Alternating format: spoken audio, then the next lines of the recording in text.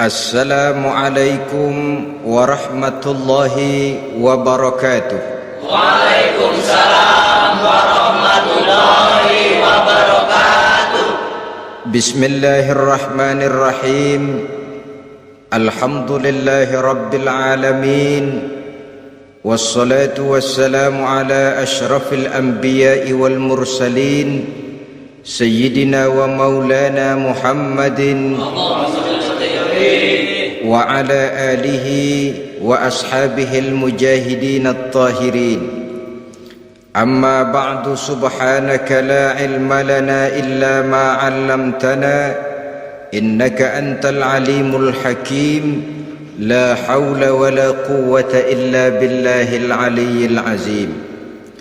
Saudara-saudara kaum muslimin, terutama adik-adik para remaja dan pemuda yang saya cintai, apabila seseorang akan membangun rumah, tentu saja dia akan mengadakan beberapa pilihan.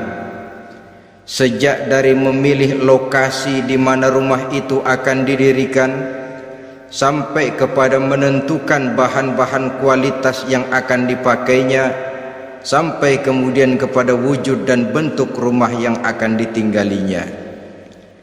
Demikianlah bahwa untuk membangun sebuah rumah yang hanya untuk menaungi kehidupan di dunia ini, kita mengadakan berbagai macam pilihan. Apalagi kalau kita akan membangun sebuah rumah tangga yang kita harapkan tidak hanya akan menaungi kehidupan di dunia ini, tidak hanya untuk kepentingan kita saja, tetapi juga untuk kepentingan anak cucu kita di belakang hari, termasuk sampai kepada hari akhirat nanti. Oleh karena itu, pada pertemuan kali ini, saya hanya ingin khusus berbicara kepada adik-adik remaja dan para pemuda, bagaimana sebaiknya memilih jodoh menurut ajaran agama Islam. Dalam Al-Quran, Allah subhanahu wa ta'ala menjelaskan, Zuyyina linnasi hubbus syahawati minan nisa, bahwa manusia apapun jenisnya, asal dia bernama manusia, dihiasi dengan perasaan cinta kepada perempuan. Jadi sejak dahulunya secara fitrah, laki-laki senang kepada perempuan, sebagaimana perempuan pun senang kepada laki-laki. Dihiasi rasa cinta ini dalam kehidupan manusia, dan oleh karena adanya rasa cinta, berkembanglah segala macam persoalan, sehingga seorang ahli cinta pernah berkata, cinta adalah 5 huruf yang membuat persoalan tidak akan pernah selesai. 5 huruf yang membuat persoalan tidak akan pernah selesai-selesai. Tetapi dalam kehidupan sehari-hari sering kita saksikan bahwa cinta ini bisa mendorong, memberikan motivasi yang baik, dan cinta ini pun bisa juga memberikan dorongan yang tidak baik. Oleh karenanya, apabila cinta itu ibarat setetes embun yang jatuh di bumi yang subur, akan tumbuhlah di atasnya aneka ragam bunga-bungaan yang harum semerbak, indah mewangi, sedap dipandang orang, menebarkan rasa aman, damai, sentosa, dan begitu selanjutnya.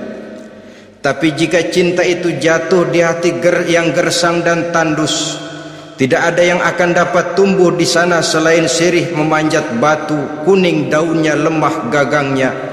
Maka cinta yang semacam itu tidak akan memberikan dorongan positif kepada seseorang di dalam kehidupannya. Maka lebih dahulu kita akan membicarakan cinta dalam artian yang positif ini, untuk nanti sampai kepada perempuan yang bagaimana yang harus kita cintai, atau laki-laki yang bagaimana yang harus dicintai oleh seorang perempuan. Saudara hadirin yang saya hormati, cinta dalam artian yang positif, pertama, dia selalu mendatangkan keindahan. Yang kedua, cinta itu memberikan energi atau semangat untuk berjuang. Dan yang ketiga, cinta itu selalu membawa resiko dalam bentuk pengorbanan. Maka cinta yang positif pertama melahirkan keindahan. Disinilah orang memerlukan filter atau saringan, sebab keindahan yang didasarkan karena cinta itu merupakan satu keindahan yang relatif saja. Boleh jadi karena indah orang jadi cinta, boleh juga jadi karena cinta segala sesuatu terasa jadi indah. Namun bagaimanapun juga, kalau hati sudah diliputi oleh rasa cinta, segalanya akan terasa menjadi indah. Cinta itu adalah keindahan. Yang kedua, cinta itu energi, melahirkan dorongan dan semangat. Yang lemah bisa menjadi kuat, yang takut bisa menjadi berani, yang jauh jadi terasa dekat. Itu semua karena dorongan cinta. Dan dari energi ini lahirlah yang ketiga, bahwa cinta adalah pengorbanan. Sehingga orang berkata, berani bercinta artinya harus berani berkorban. Takut berkorban, jangan bercinta. Kalau cinta ini kita salurkan kepada nilai-nilai agama umpamanya, yang pertama, cinta mendatangkan keindahan. Kita cinta kepada agama, maka apapun yang diperintahkan oleh agama akan terasa menjadi indah. Solat akan terasa menjadi indah, puasa terasa menjadi indah, zakat terasa menjadi indah, jihad pun akan terasa menjadi indah. Persis kalau kita cinta kepada seorang gadis.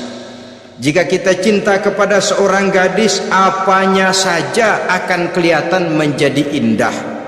Jalannya terasa indah, lenggang-lenggoknya terasa indah, suaranya merdu padahal cemprengnya bukan main.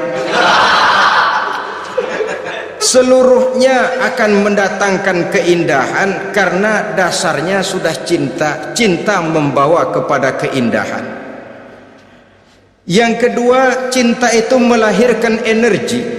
Orang yang cinta kepada agama akan lahir tenaga dan semangatnya melaksanakan ibadah, melaksanakan puasa, melaksanakan zakat, melaksanakan solat, melaksanakan haji, bahkan melaksanakan jihad sekalipun. Cinta selamanya menimbulkan energi dan semangat. Sama saja dengan kita apabila jatuh cinta kepada seorang gadis, walaupun rumahnya jauh, katanya, gunung pun akan kudaki, lautan pun kuseberangi. Untuk apa itu? Untuk menemui apa yang kita cintai. Cinta selamanya melahirkan energi. Capek tidak terasa, lelah tidak terasa, semuanya tertutup oleh keindahan yang bernama cinta. Lalu yang ketiga, cinta membawa pengorbanan. Apabila kita cinta kepada agama, maka pengorbanan terhadap apapun yang diminta oleh agama, baik itu pengorbanan waktu, tenaga, pikiran, harta, bahkan pengorbanan nyawa sekalipun, kita tidak akan berat melaksanakannya karena cinta kita kepada agama yang kita anut ini. Demikian juga cinta kita kepada seorang perempuan akan membuat kita rela berkorban. Apapun yang dia minta, jangankan kita tidak mampu, jangankan kita mampu, kita tidak mampu sekalipun, kita masih berusaha untuk mampu guna memenuhi tuntutan si buah hati belahan jantung. Kadang-kadang malam minggu si doi ngajak nonton, umpamanya duit tidak ada, gajian belum, kerja enggak, timbullah inisiatif, entah sepatu kita jual ke tukang loak, entah celana mampir dulu ke tempat lain. Yang penting kita berkorban untuk memenuhi permintaan si buah hati belahan jantung. Ketika itu pengorbanan sudah tidak kita rasakan lagi. Bahkan pengorbanan yang paling pedih sekalipun, dalam gurau, dalam bercanda misalnya, dicubit kita oleh kekasih kita, pedih bukan main, terkelupas kulit, mengalir darah, bukan nangis, nyengir. malah kadang-kadang minta tambah dicubit lagi. Itulah romantikanya cinta, sanggup membuat orang berkorban, melahirkan energi dan semangat, menambah keindahan dalam kehidupan, sepanjang dia dalam artian yang positif. Kalau demikian masalahnya, di dunia yang penuh dengan perbenturan nilai sekarang ini, orang sering salah jalan bagaimana memilih jodoh untuk membangun rumah tangga yang bahagia. Jangan lupa bahwa membangun rumah tangga ini bukan hanya untuk 1-2 bulan, bukan hanya untuk 1-2 tahun, bahkan bukan cuma untuk kehidupan dunia, lebih daripada itu pun untuk menunjang kebahagiaan di akhirat. Oleh karenanya, memilih jodoh bukan satu hal yang mudah, bukan satu hal yang bisa dilaksanakan sambil lalu, tetapi memerlukan penelitian, memerlukan pengamatan yang mendalam. Apa petunjuk agama tentang itu? Dengan kata lain, bagaimana seharusnya seseorang memilih jodoh dalam kehidupannya?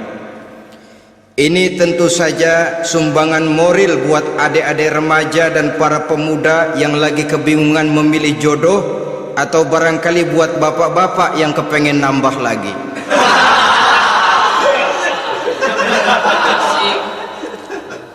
Mohon maaf kepada ibu-ibu, saya tidak menganjurkan, cuma ngajarin. Yang pertama, menurut Nabi, nikahilah perempuan itu karena rupanya, karena hartanya, karena keturunannya, dan karena agamanya. Ada 4 motif utama di sini. Pertama, memilih jodoh, lihatlah rupanya. Lagian siapa yang kepengen dapat jodoh rupanya nggak karu-karuan? Cari rupa yang cantik, indah, dan menawan. Namun jangan lupa, saya katakan di zaman di mana sering terjadi benturan nilai seperti sekarang ini, orang sulit untuk mendapatkan keaslian. Di mana teknologi sudah sedemikian canggih, di mana ilmu kedokteran sudah sedemikian maju, maka berbagai macam rupa bisa dibentuk dengan apa yang dinamakan operasi plastik misalnya. Yang pesek bisa dibikin mancung, kuping yang kelebaran bisa dibikin sedang, pipi yang kembung sebelah bisa dibikin rata, janggut yang tidak menarik bisa dibikin bak lebah bergantung katanya. Oleh karena itu, kalau pilihan hanya tertuju kepada rupa yang cantik saja semata-mata, kita sudah melakukan satu kesalahan yang sangat besar. Sebab apa? Diperingatkan oleh Nabi melalui hadis Ibnu Majah, Bazar dan Baihaqi dari Ibnu Umar. Janganlah kamu kawini seorang perempuan karena kecantikannya, sebab kecantikan boleh jadi akan mencelakakan. Jangan juga kamu kawini perempuan karena hartanya, sebab kekayaan biasanya akan mendatangkan kesombongan. Tetapi kawinilah karena agama dan akhlaknya, karena itulah yang akan membawa kepada kebahagiaan. Saudara-saudara kaum muslimin, terutama adik-adik remaja dan para pemuda, dikala usia puber, apalagi mata baru terbuka, awal balik namanya, remaja sering kehilangan filter. Pokoknya asal ngelihat rupa yang sudah lemot, denok, geboy, pikiran pun hanyut, malam terkenang, siang terbayang, tidur tak nyenyak, makan tak enak katanya, selalu terbayang wajah si doi. Dikala itu orang kehilangan pertimbangan bahwa rupa yang cantik kadang-kadang sering menipu. Diriwayatkan oleh Imam Ibnu Abbas, satu hari ketika sedang kumpul dengan para sahabat, lewatlah orang dengan potongan potongan orang kaya. Kelihatan kan, orang kaya sama orang miskin jalannya aja lain kan. Jalannya saja, jangan gaya hidupnya, jalannya saja lain. Lewat dia, Rasul bertanya kepada seorang sahabat, menurut pendapatmu bagaimana orang yang lewat itu? Kata sahabat, oh yang lewat ini ya Rasul, kalau dia meminang perempuan pasti diterima, kalau dia menolong orang pasti berhasil, kalau dia ngomong pasti didengerin. Kenapa? Orang kaya. Orang kaya ya Rasul. Kalau dia minang, perempuan mana yang kagak bisa menerima kalau dipinang oleh orang kaya, biar mukanya udah belipet kayak dompet tanggung bulan. Kalau memang duitnya banyak, nggak kelihatan tuh muka yang belipet, yang kelihatan duit. Kalau dia nolong orang pasti berhasil apa yang dia tolong itu.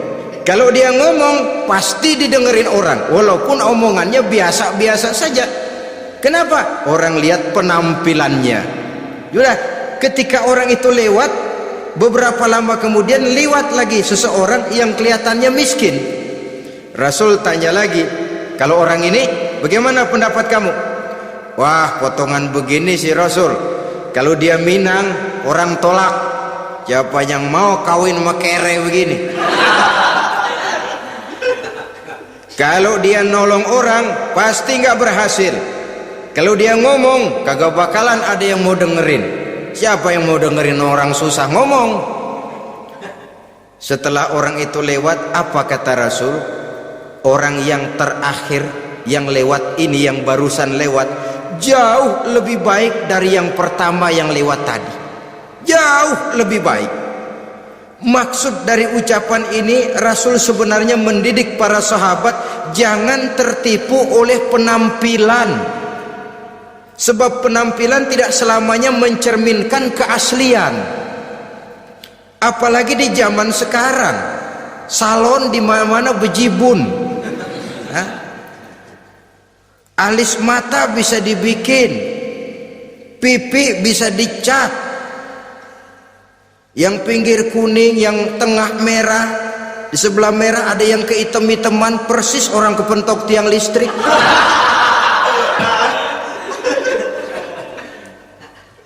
Kecantikan yang artifisial, kecantikan yang bukan alami. Karena itu silakan saja cari yang cantik, tapi jangan terpaku sampai di situ. Sebab kecantikan di samping dia mudah berubah oleh pergeseran masa dan pertukaran waktu, ternyata penampilan tidak selamanya mencerminkan keaslian. Lain hari seorang sahabat pernah mengadu, "Ya Rasul, ada apa? Inna imraati la turaddu yadul lamis." Ya Rasul, istri saya tidak pernah menolak tangan orang laki yang menjamahnya, mengajak salaman kepadanya. Apa jawab Rasul? Ceraiin aja. Tapi hati saya berat ya Rasul, saya cinta betul sama dia. Ya kalau hatimu berat, jaga dia baik-baik. Nah, dari riwayat ringkas ini kita ambil satu perbandingan. Memang punya istri berwajah cantik itu kadang-kadang si malakama kalau imannya tidak kuat. Si malakama, kita diemin aja, binal, makan hati, nggak aman, nggak tentram. Jangan-jangan saya berangkat ke kantor dia ngompreng. Buah si malakama seperti orang tadi, ya Rasul, istri saya kelihatannya sebenarnya tidak negatif maksudnya ini, cuma bersalaman tapi terlalu ngobrol. La turaddu yadul lamis, tidak pernah menolak orang yang ngajak salaman, ya sekedar salaman. Tapi kan awalnya dari salaman. Kalau sudah salaman kan strum bisa ngederdet dari tangan situ. Kata Rasul sederhana saja, ya kalau memang begitu ceraiin. Saya nggak kuat Rasul, saya cinta betul sama dia. Kalau kau tak kuat berpisah dengan dia, jagalah dia baik-baik. Ajar, didik, tanamkan rasa keagamaan di dalam hatinya. Saudara-saudara kaum muslimin, jadi rupa yang cantik tanpa didasari oleh nilai-nilai agama akan membuat seorang suami di rumah tangganya seperti si malakama. Seperti berhadapan dengan buah si malakama kalau tidak diiringi dengan nilai-nilai moral yang luhur dan bekal agama yang tangguh. akan pergi jauh dari rumah rasanya tidak aman, sedangkan di rumah saja siapa yang akan mencari nafkah? Dan begitu selanjutnya. Orang tadi jelas berhadapan dengan buah si malakama, didiamkan, makan hati. Sebab maaf, kalau seorang suami sudah tidak punya rasa cemburu terhadap istrinya, itu kan yang disebut dayus. Dan dayus itu jangankan masuk surga, bau surga saja dia tidak dapat. Tapi cemburu dalam artian bukan cemburu buta, cemburu dalam artian yang wajar. Dia cemburu, akan dikerasi, takut kalau istrinya minta cerai, sedangkan dia cintanya sudah kadung medok bener. Si malakama jadinya. Nah, ini juga satu riwayat yang memberikan gambaran kepada kita. Pilihan, silakan cari rupa yang cantik saja, cari yang cantik. Tapi kalau itu dijadikan motif utama tanpa dasar-dasar agama, saya khawatir nanti rumah tangga kita akan berhadapan dengan buah si malakama. Jadi adik-adik remaja, usaha, ikhtiar, cari yang cantik, yang kira-kira nggak membosenin, supaya kita betah tinggal di rumah, supaya kita merasa ada tempat berbagi rasa, ada tempat kita bernaung. Sebab kalau nyari bini sebini-bininya mah, ya jodoh di tangan Tuhan, kagak usah nyari juga ntar datang diri umpamanya. Iya, kalau yang datang peot. Orang harus berusaha, walaupun pada akhirnya jodoh toh memang ditentukan Allah. Kan 3 hal yang kita tidak bisa menentukan itu katanya. Maut, rezeki, jodoh. Itu yang masuk mysterious problem. Problem yang misterius. Maut misterius. Kapan kita mati kita sendiri tidak tahu. Tahun depan, 50 tahun lagi, 100 tahun lagi, tidak pernah seorang pun diberitahu. Tapi yang pasti dia bakal datang. Kapan dan di mananya kita tidak tahu. Bisa di rumah, bisa di masjid, ya alhamdulillah. Bisa di majelis taklim, syukur. Bisa di medan perang membela agama, bagus. Pasti dia akan datang. Maut, mysterious problem, sesuatu yang kita tidak tahu kapan datangnya. Rezeki gitu juga, sehingga orang sering bilang rezeki katanya kayak bayangan. Kita uber-uber dia lari, kita diam dia mah diam.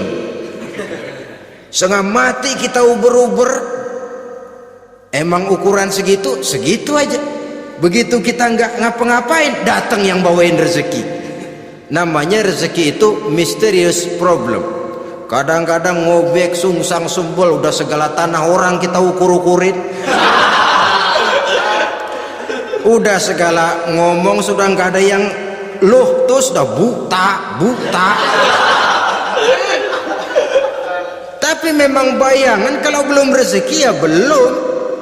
Kadang-kadang nyari kode sampai tidur di kuburan, belepotan tanah kuburan loh. Yang aneh lagi kadang-kadang orang gila ditanyain.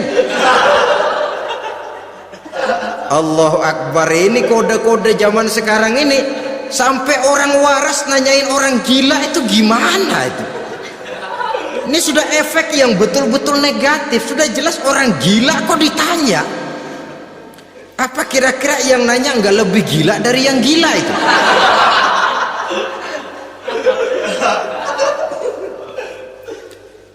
Saudara-saudara kaum muslimin, terutama adik-adik remaja dan para pemuda, jadi silakan saja cari rupa yang cantik, karena dia akan jadi tautan hati, buah hati belahan jantung, tempat kita berbagi rasa, tempat kita pulang dan tinggal di rumah tangga kita. Tapi hendaknya kecantikan rupa itu diiringi juga dengan kecantikan budi.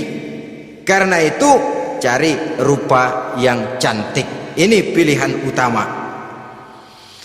Yang kedua, kata Nabi, harta, cari yang kaya.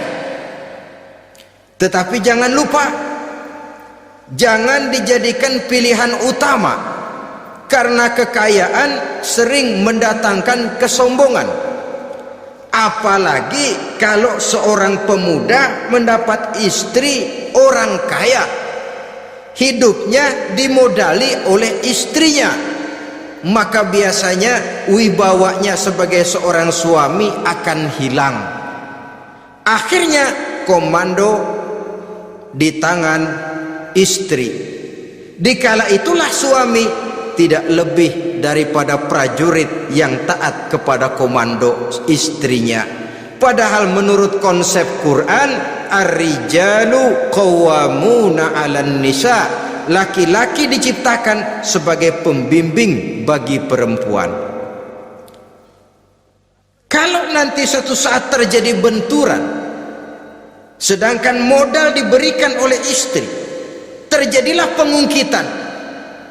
Kata istrinya apa? Lu jangan bertingkah, lu kan kawin sama gue modal lu kolor doang.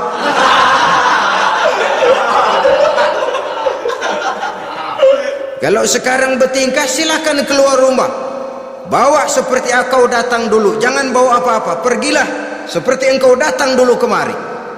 Hilanglah wibawa seorang suami. Suami kalau udah digentak sama istri begitu, ngelempuruk kayak ayam sampar.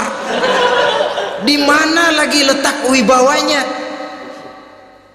Harta sering mendatangkan kesombongan. Oleh karena itu, walaupun diperintahkan cari yang keturunan orang kaya, tapi maksudnya jangan dompleng. Sebab kepribadian seorang suami akan ditentukan oleh sifatnya sendiri.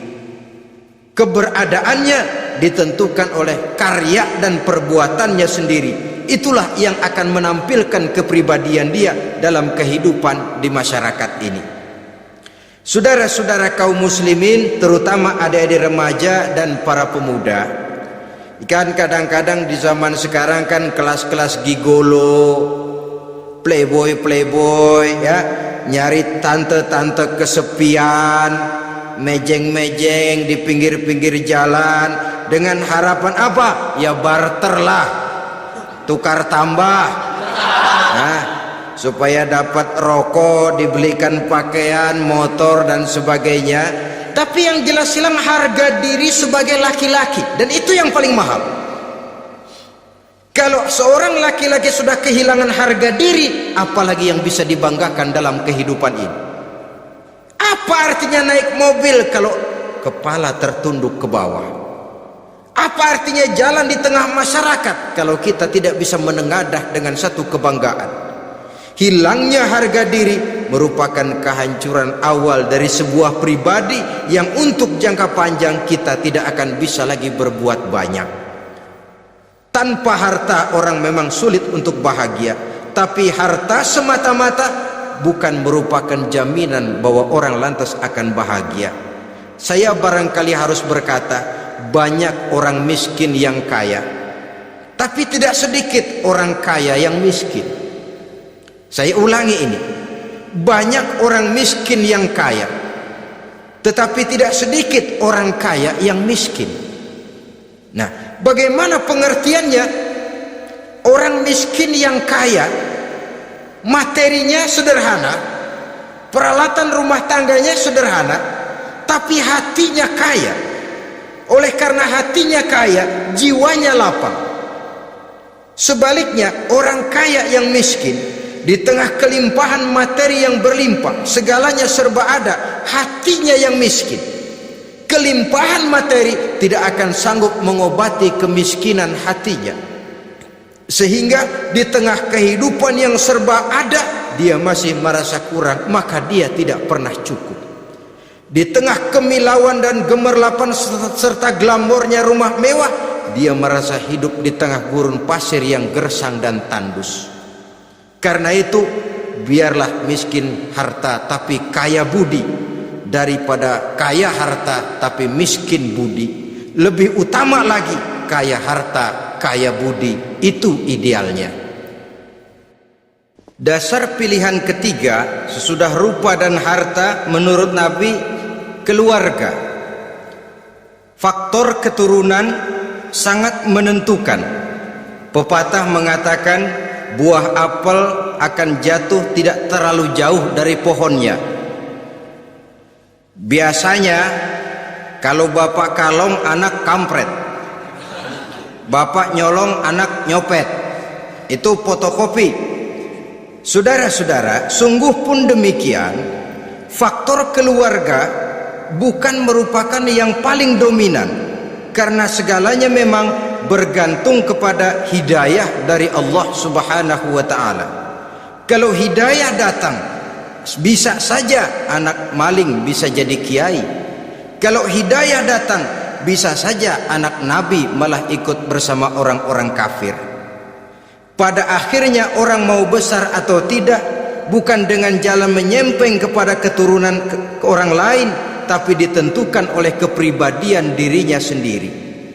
Tidak bisa kita menjadi besar dengan menyebut kebesaran orang lain.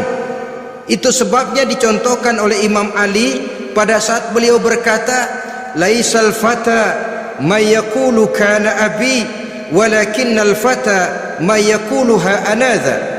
Anak muda yang gentleman adalah anak muda yang berani berkata inilah saya, bukan anak muda yang membanggakan leluhurnya. Ini kan zaman sekarang ini lagi ngetop-ngetopnya lagu-lagu cengeng katanya dah. Sebenarnya menurut saya bukan cuma lagu cengeng yang jadi masalah. Lagu cengeng cuma satu efek dari sikap yang lebih utama dari itu, yaitu mental cengeng. Kalau mental sudah cengeng, apapun yang kita lakukan akan jadi cengeng. Tidak cuma lagu, kebudayaan yang lahir akan kebudayaan cengeng.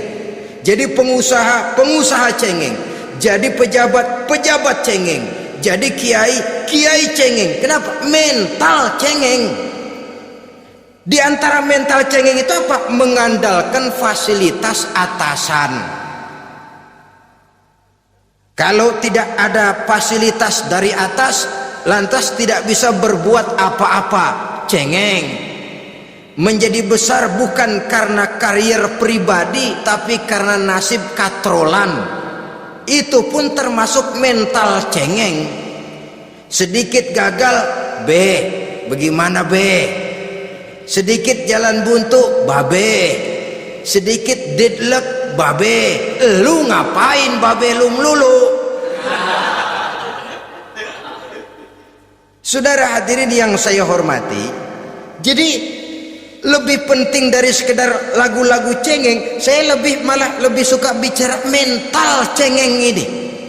Mental yang cepat putus asa, mental yang tidak mau mengeluarkan usaha maksimal, mental yang hanya mengandalkan fasilitas, sedangkan pribadinya tidak lebih daripada pribadi sumuhun dawu, pribadi kulon nuwun, pribadiku maha juragan wae, pribadi oke bos, pribadi asal bapak senang. Bukankah itu semua merupakan cermin dari mental-mental yang cengeng, yang untuk jangka panjang tidak akan pernah menguntungkan daripada pembangunan bangsa dan negara yang kita cintai ini. Seseorang mau besar atau tidak bukan dengan jalan menyempeng kepada kebesaran orang lain. Bahkan Syauqi dalam sebaik syairnya yang lebih tegas mengatakan, wa syarrun nasi zu khumulin iza fakhartahum zakarul jaduda wa syarrun nasi wa khairun nasi zu syarafin qadimin aqama li nafsihi syarafan jadida. Generasi yang paling jelek adalah generasi pemalas. Kalau kelihatan orang lain lebih hebat dari dia, disebut-sebutnya kebesaran nenek moyangnya. Dia sendiri nggak punya prestasi apa-apa, kerjanya cuma ngandeli babe, kerjanya cuma menggelayuti fasilitas orang tuanya. Tanpa itu dia tidak akan punya nilai dan harga sama sekali. Ini generasi paling jelek. Kalau orang lain kelihatan lebih hebat, dia sebut nenek moyangnya. Lo sih belum apa-apa, lo baru kopral lo. Engkong gua no, komandan Hansip. Engkong ya. Engkongnya yang disebutin. Dia sendiri tidak punya prestasi apa-apa. Jadi silahkan saja cari gadis dari keturunan keluarga yang baik-baik, tapi jangan jadikan tendensi utama, jangan dengan niat untuk menyempeng kepada kebesarannya, tapi paling tidak dengan niat agar mudah-mudahan dari benih yang baik ini akan lahir keturunan-keturunan yang baik pada akhirnya nanti. Itu yang kita harapkan.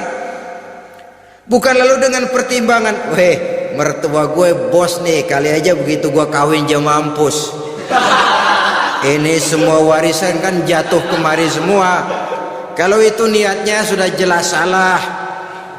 Kita mencari perempuan dengan keturunan-keturunan yang baik dengan berharap agar anak-anak kita nanti yang akan merupakan benih cucunya akan melahirkan kebaikan-kebaikan seperti leluhurnya dulu.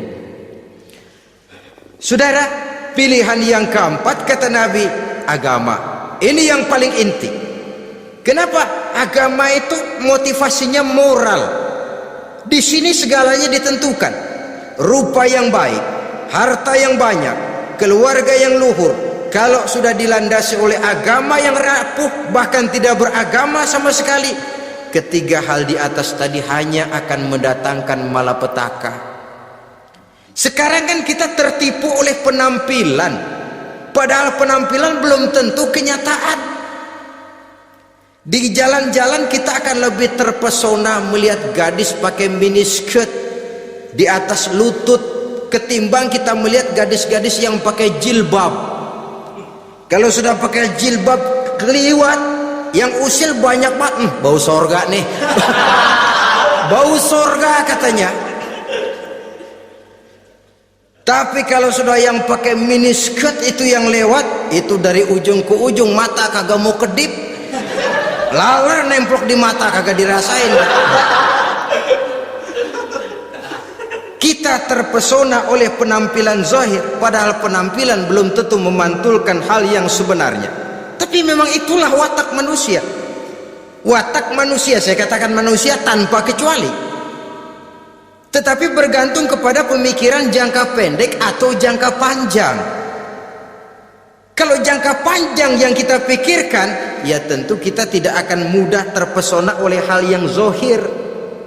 Sampai-sampai Quran sendiri mengatakan budak yang hitam legam tapi beriman itu lebih baik daripada orang-orang musyrik walaupun cantik, denok, lemot, geboy. Ada lagi nggak bahasa yang lebih dari itu?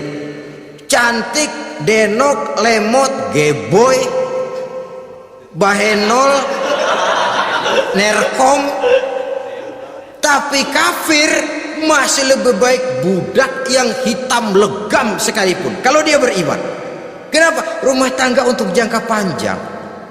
So itu Islam tidak membolehkan kawin campuran dengan lain agama.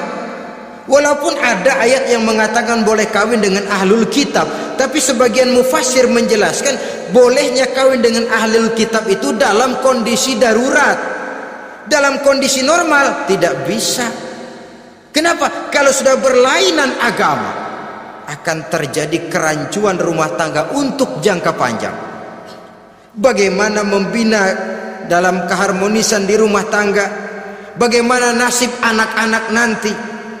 Kadang-kadang ada keluarga, kami sih keluarga modern, anak-anak kami berikan kebebasan untuk milih agama apa saja. Bapaknya Islam, istrinya Kristen, anaknya ada yang Hindu, Buddha. Bagus nih, keluarga pecel namanya. Bagaimana keluarga modern bisa seperti itu? Padahal seorang suami bertanggung jawab di hadapan Allah. Dia akan ditanya tentang istrinya, dia akan dimintakan pertanggungan jawab tentang anak-anaknya. Kalau istri kita berlainan agama, mungkin terjadi pengkaplingan. Pokoknya kalau anak perempuan ikut ibu, anak laki ikut bapak. Administrasi dunia bisa begitu, tapi akhirat, pertanggungan jawab di hadapan Allah, bisakah kita? Sorry aja Tuhan, emang janjinya begini. Saudara hadirin yang saya hormati, oleh karena itu budak legam hitam kalau beriman masih lebih baik daripada orang-orang yang tidak beriman walaupun cantik dan mempesona. Kenapa? Ini faktor agama. Ya buat 1-2 bulan bisa terwujud rumah tangga yang tentram. 2-3 tahun mungkin masih bisa bertahan, tapi sampai kapan? Sampai kapan itu akan terwujud? Pada akhirnya akan muncullah dilema yang akan sulit buat diatasi. Oleh karenanya motif agama dijadikan stres oleh Nabi. Fasfar bizatiddin taribat yadak. Pilih agama sebagai titik sentral, sebagai pilihan utama. Kalau agamanya kuat, walaupun rupanya sederhana, tapi karena nilai agamanya kuat, dia bisa menyenangkan hati suaminya. Dia bersolek untuk kepentingan suaminya. Dia taat kepada suaminya. Harta, dia anak orang kaya untuk membantu perjuangan suaminya. Tapi kalau tidak ada modal agama, rupa yang cantik bisa menyengsarakan suami. Apalagi kalau suami kere, istrinya sudah cantik, kaya ataupun tidak kaya, kadang-kadang udah suaminya suruh ngempuk di rumah, bininya yang kerja. Ya kalau kerja mendingan kalau dikerjain itu.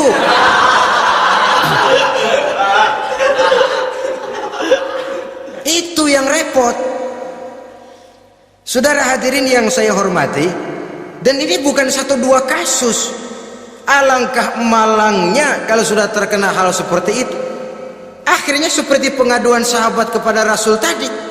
Mau diceraiin, cinta saya udah medok benar Rasul. Enggak diceraiin, hati saya ngebet, pegel. Si malakama akhirnya. Jadi oleh karenanya agama. Kalau dia cantik, walaupun miskin, agamanya kuat, dia bisa memelihara kehormatan diri. Dia kaya, agamanya kuat, hartanya disalurkan di jalan Allah. Karena itu agama jadikan pilihan utama. Dan ukuran agama itu bukan cuma jilbab loh. Ya kadang-kadang ada juga yang jilbabnya nggak pernah lepas, tapi kadang-kadang akhlaknya lebih binal dari yang kribo. Ada cuma sekedar kamuflase saja, itu pun penampilan, sekedar penampilan saja. Cuma dari segi aurat ya memang lebih baik dan lebih utama, dan saya kira lebih mengundang penasaran toh. Duren kalau udah dibuka kan kelihatan isinya, udah begitu, udah. Tapi kalau masih rapat, itu yang rasanya kita pengen buka. Timbul tantangan, gue pengen tahu isinya. Rasanya juga begitu. Sama saja dengan baju, kalau dibungkus rapat di plastik, ditaruh di etalase, adanya di toko mau serba ada, tahu kita barang mahal nih. Biar punya duit kita mau nawar ragu-ragu, takut nggak cukup. Tapi kalau barang sudah dibuka di jalanan, diobral di pinggir jalan, murahan 1.300 masih dicampur odol. Yang begitu sih biar nggak punya duit kita berani banget tanya, nawar, megang lagi nyemek. Berat duit nih bang. Kenapa? Barang sudah terbuka. Jadi saudara-saudara, syukur kalau keempat-empatnya ini jodoh terkumpul dalam jodoh yang saudara cari. Sudah rupanya cantik, kaya, keturunan orang baik-baik, agamanya kuat. Nah, surga dunia tuh. Yang begitu cari. Kalau ada yang begitu saya juga mau nambahin satu lagi.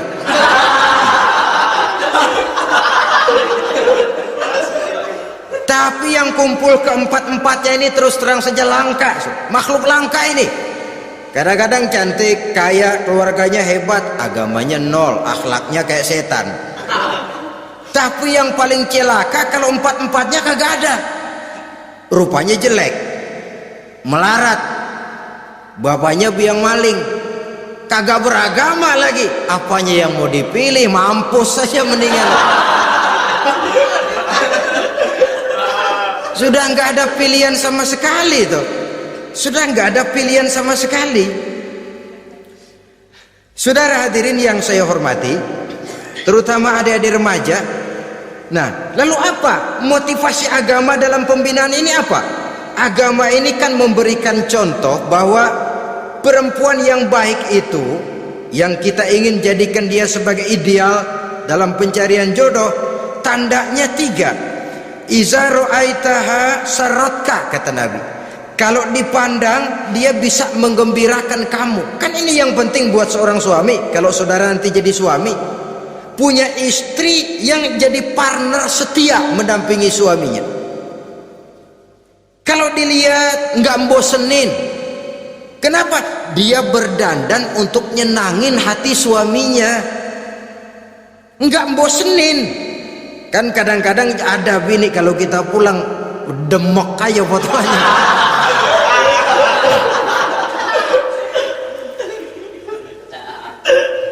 Ini yang bikin suami nggak betah di rumah ini kan yang begini.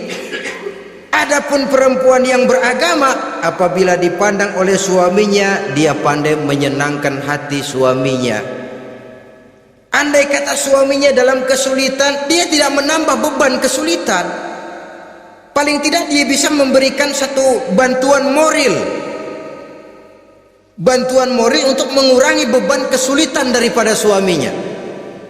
Suami pulang dagang rugi, kata istrinya, romantika bang, sekali-sekali lah, masa selamanya dagang mau untung, besok siapa tahu untung lebih besar. Kan meringankan tuh.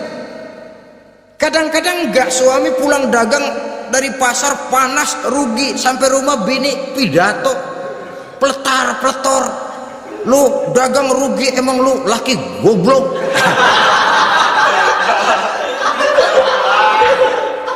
Sudahlah, di pasar rugi, di rumah digoblok-goblokin.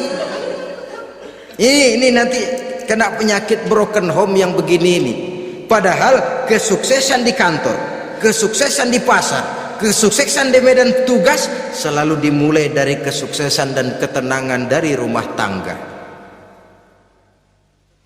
Dia berhias untuk kepentingan suaminya, tidak terlalu berlebihan, dan suaminya pun pandai menghargai istrinya dengan kata-kata yang menimbulkan gairah dan semangat. Lihat istrinya bersorak, ah kamu makin cantik saja. Jangan juga kadang-kadang suami ketus, ngelihat dasu pulang kantor, lihat suaminya istrinya dandan rapi, tumben lu mau bekasin apa? Mau bekasin katanya. Artinya apa ini? Pandai mengembirakan, bisa tenggang rasa, bisa berbagi rasa, sehingga suami merasa ada tempat dia bertukar pikiran, ada tempat dia membicarakan persoalan. Dialog dalam kehidupan berumah tangga itu sangat diperlukan. Iza ra'aitaha sarratka, kalau dipandang dia sanggup mengembirakan kamu. Dikasih uang 500 senyum, 5.000 pun ketawa, menggembirakan. Dia bisa taruh kata hatinya kesel tapi mulutnya senyum. Nah ini yang sulit ini, senyum tapi kesel, kesel tapi senyum. Kadang-kadang istri itu kan kalau sudah kesel, suami pulang nggak bisa dia menyembunyikan kekesalannya. Dari jauh suami sudah lihat ini yang nyambut, ini bemo ini. Udah monyong serem. Saudara hadirin yang saya hormati, yang kedua, bila diperintah dia taat. Ini pengaruh agama, sehingga Nabi mengatakan, lau amartu li ahadin ayyasjuda ila ghairiha la amartul mas'ada la amartul mar'ata litasjuda ila zawjiha likibari haqqihi 'alaiha. Andai kata saja boleh aku memerintahkan manusia untuk sujud kepada sesama manusia, pastilah aku perintahkan perempuan untuk sujud kepada suaminya. Kenapa? Karena besar hak suaminya kepada dirinya. Untung sujud kepada manusia tidak boleh. Andai kata boleh, perempuan disuruh sujud sama suaminya. Ini tidak perlu sampai sujud, cium tangan saja minta ridho suami. Kadang-kadang perempuan sekarang berat, paling banter setahun sekali lebaran doang. Laki pulang sembahyang tubruk, cium tangan minta ridho, nangis segala macam. 3 hari habis lebaran beras habis, monyong aja lagi.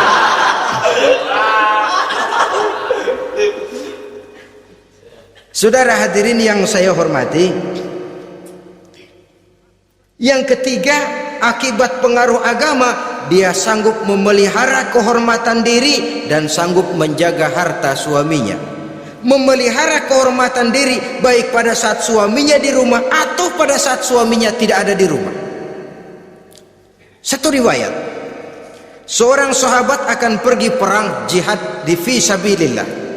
Ketika mau berangkat dia bilang kepada istrinya, saya mau berangkat perang. Kalau saya belum pulang kamu jangan keluar rumah. Baik bang. Pergi istrinya, pergi suaminya jihad. 1 minggu, 2 minggu berlalu, belum juga pulang. Satu hari datang utusan dari rumah orang tua si istri ini. Assalamualaikum bu. Waalaikumsalam. Ada apa? Ada berita kurang enak bu, orang tua ibu sakit parah, mohon tolong ditengokin. Apa kata si istri? Maaf saja, suami saya belum pulang dari medan perang, saya belum dapat izin keluar rumah kalau dia belum pulang. Tolong sampaikan maaf saya kepada orang tuanya. Pulanglah utusan tadi. Besok balik lagi. Bu, ada apa? Udah Senin Kemis, napasnya sudah sampai tenggorokan, tolong tengokin buat terakhir kalinya bu. Suami saya belum pulang, dia pesan kalau dia belum pulang saya jangan keluar rumah, saya nggak bisa tengokin orang tua saya. Salam maaf saja.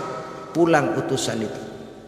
Besok balik lagi, bagaimana? Sudah meninggal bu, mau dikubur, tengokinlah buat terakhir kalinya. Suami saya belum pulang, saya belum berani keluar rumah kalau suami saya belum pulang. Itu janji saya sama suami saya. Pulanglah utusan ini ngadu kepada Rasulullah sallallahu alaihi wasallam. Ya Rasul, ini perempuan kelewatan benar. Dari orang tuanya sakit sampai sekarat, sampai mati, sampai dikuburin dia nggak nengokin. Memangnya kenapa?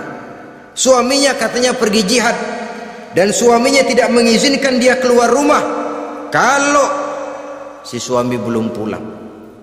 Apa jawab Rasul? Marahkah beliau? Tidak, beliau senyum. Apa katanya?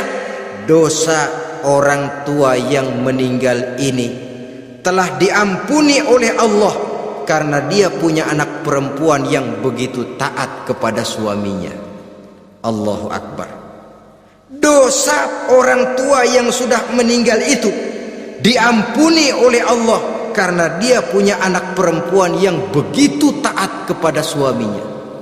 Ketaatannya kepada suaminya menyebabkan dosa orang tuanya diampuni oleh Allah Subhanahu wa ta'ala. Suami pergi jihad, orang tua sakit keras, tidak berani dia keluar rumah. Itu tandanya bisa menjaga kehormatan diri. Kalaupun satu saat suaminya manggil, bu tolong ambilin uang di dompet, dompetnya dibawa, bang ambil saja sendirilah, nanti salah ambil lagi saya. Kadang-kadang enggak, suaminya pergi mandi, dompet berantakan. Saudara hadirin yang saya hormati, ini motivasi agama. Jadi kecantikan zahir yang diimbangi dengan kecantikan batin oleh karena pengaruh agama tadi. Kalau sudah kemari, orang tidak perlu mikir-mikir operasi plastik, bikin yang pesek jadi mancung supaya orang tertarik, bikin belakang yang kurus jadi menarik. Tidak, orang tidak perlu lagi pakai susuk-susukan dipasang di bibir supaya kalau senyum orang gempor,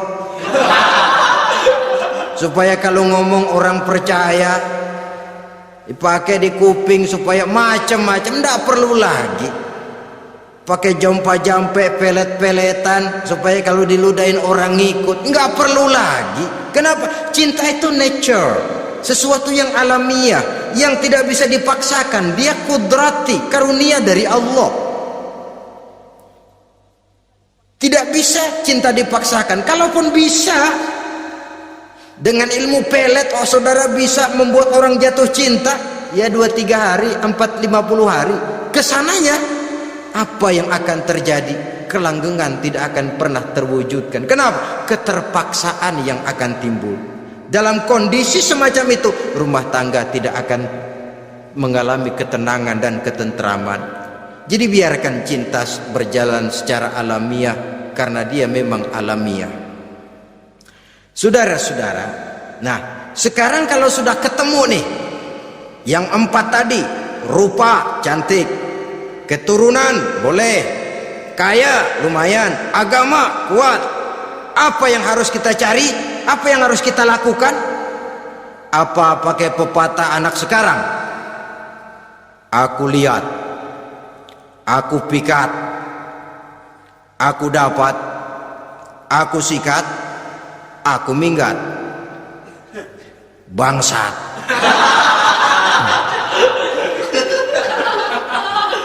Itu kan ada moto cinta kilat begitu tuh. Cinta kilat katanya. Aku lihat, aku pikat, aku dapat, aku sikat, aku minggat. Bangsat. Atau kita harus hanyut dalam arus free love, free sex, summon living, eksperimen dulu? Tidak. Islam mengajurkan kalau memang seret, nah ini rasanya ini nih, mantap gue nih. Apa yang diajarkan oleh Islam selanjutnya? Meminang, saudara-saudara. Meminang adalah langkah awal untuk mengikat tali pernikahan. Diizinkan meminang, dan di dalam meminang pun diizinkan untuk melihat. Cuma kalau boleh, ya syaratnya itu waktu melihat itu jangan sampai ketahuan si perempuan yang akan kita pinang itu. Untuk apa kita meminang? Pertama, untuk yakin bahwa perempuan yang kita inginkan ini sudah kumpul syaratnya, itu tidak ada cacatnya. Yang kedua, untuk memperkuat tekad hidup berumah tangga, diperlukan meminang. Adapun adat itu berbeda, tapi bahwa konsep meminang itu dalam Islam ada, itu jelas. Ya kalau mesti bawa pisang raja, pakai roti buaya, pakai martabak segede ban mobil truk segala macam, itu adat saja ya. Tapi yang real meminang itu ada dalam Islam. Nah, bagaimana adab meminang? Setelah kita tahu anak ini cantiknya ya, keturunan baik ya, kekayaannya lumayan, agamanya kuat, pinanglah dia. Caranya boleh lihat langsung kalau bisa tanpa setahu si perempuan. Dan batas yang boleh dilihat itu muka dan tangan, itu saja. Jadi jangan gerusak. Minta permisi Pak, saya mau ngelihat anak bapak seutuhnya, soalnya buat saya ini nanti. Apanya aja dibedolin, jangan. Kira-kira yang boleh itu muka sama tangan. Andai kata kita risih, sebab nanti kalau nggak jadi akan jadi timbul rasa malu dan si perempuan juga kasihan. Boleh mengutus perempuan yang kita percaya. Coba kau ke sana, lihat kondisinya yang sebenarnya bagaimana. Kalau ngelihat dari jauh sih utuh, siapa tahu nanti tangannya kurang sebelah. Coba lihat sana. Saudara-saudara, kemudian boleh juga ditanyakan kepada orang tuanya, dan dalam hal ini orang tua si gadis tidak boleh menyembunyikan aib atau cacat yang dimiliki oleh anaknya. Dia harus menceritakan apa adanya, sampai pun kekurangan anaknya yang paling kecil sekalipun. Sebab apa? Jangan sampai istilah pepatah beli kucing dalam karung. Kedengeran suaranya doang meong-meong, begitu dibuka tuh kucing gempor sebelah kakinya nggak ada. Kan tentu kita tidak kepengen kecewa di belakang hari. Itulah perlunya meminang sebagai jembatan untuk menuju kepada pernikahan. Nah, dengan demikian kalau sudah usaha meminang ini dilaksanakan, jangan merasa sudah setengah resmi. Ini yang kadang-kadang jadi penyakit. Malah sesudah meminang harus masing-masing lebih menjaga diri, menjaga kehormatan, menjaga pergaulan. Kenapa? Agar saat memasuki jenjang pernikahan nanti merupakan jenjang yang sangat ditunggu-tunggu. Ada rasa keinginan tahu. Kalau tidak, ya udah biasa, nggak giroh lagi ngadepin perkawinan. Kenapa? Kemarin-kemarin gue udah cobain. Hilang gairah lagi. Sebab itu kalau sudah meminang jangan merasa sudah setengah halal. Udah minang ini Kadang-kadang orang tua juga konyol, sudah dipinang diumbar. Lu bawa kemana keda lu udah pinang? Padahal meminang itu cuma langkah awal. Sedangkan selanjutnya harus lebih berusaha menjaga kehormatan diri sampai pada saat nanti pelaksanaan pernikahan. Nah, saudara-saudara, terutama adik-adik remaja dan para pemuda, walaupun agak sekilas memang karena terbatasnya waktu pada pertemuan ini, mudah-mudahan bisa memberikan gambaran yang sepintas tentang bagaimana sebaiknya kita memilih jodoh di dalam membina rumah tangga yang bahagia. Semoga ada manfaatnya. Terima kasih atas segala perhatian. Mohon maaf atas segala kekurangan. Usikum wa nafsi bitaqwallah. Wassalamualaikum warahmatullahi wabarakatuh.